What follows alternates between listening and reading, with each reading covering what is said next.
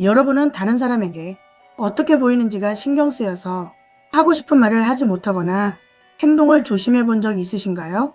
저는 이번 말씀을 들으면서 제 모습을 많이 돌아보게 되었습니다. 우리는 흔히 남의 눈치를 본다고 말합니다. 직장에서도 그렇고, 가정에서도 그렇고, 요즘은 SNS에서도 그렇습니다. 저 사람이 나를 어떻게 생각할까? 사람들이 나를 좋게 볼까?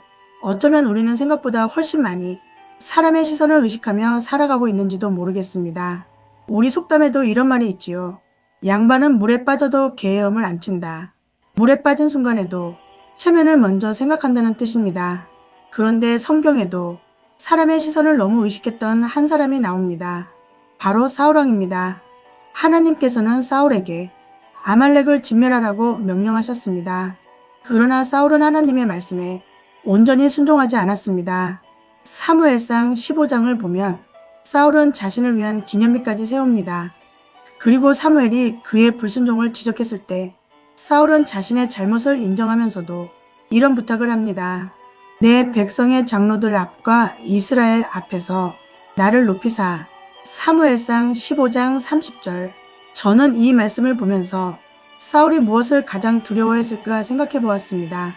하나님 앞에서 자신의 모습보다 사람들에게 자신이 어떻게 보일지를 더 걱정했던 것은 아닐까요?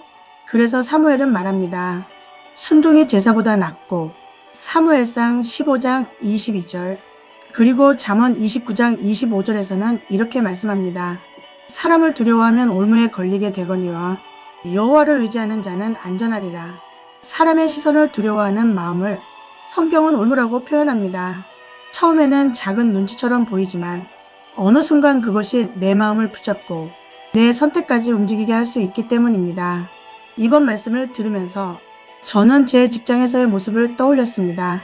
제가 일하는 곳에는 언어도 다르고 문화도 다른 사람들이 한 곳에서 함께 일하고 있습니다. 매일 여러 가지 일들이 일어납니다.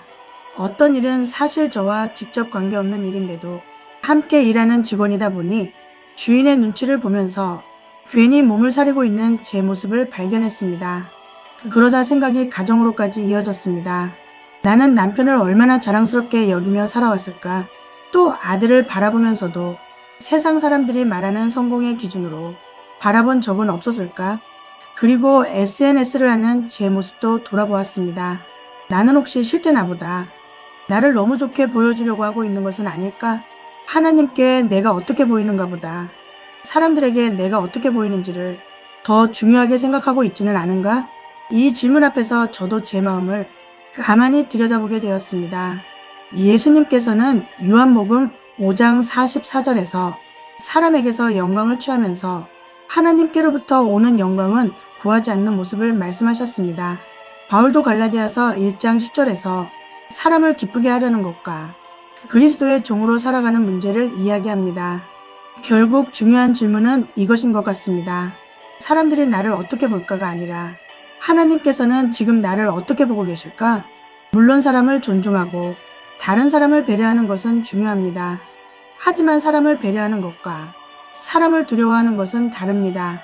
사람의 인정이 있어야 마음이 편하고 사람의 평가에 따라 내가 흔들린다면 오늘 이 말씀을 다시 붙잡아 봅니다. 여호와를 의지하는 자는 안전하리라. 사람이 나를 어떻게 평가하느냐가 내 가치를 결정하는 것이 아니라 하나님께서 나를 어떻게 바라보시는지를 믿으며 한 걸음씩 살아가는 것입니다.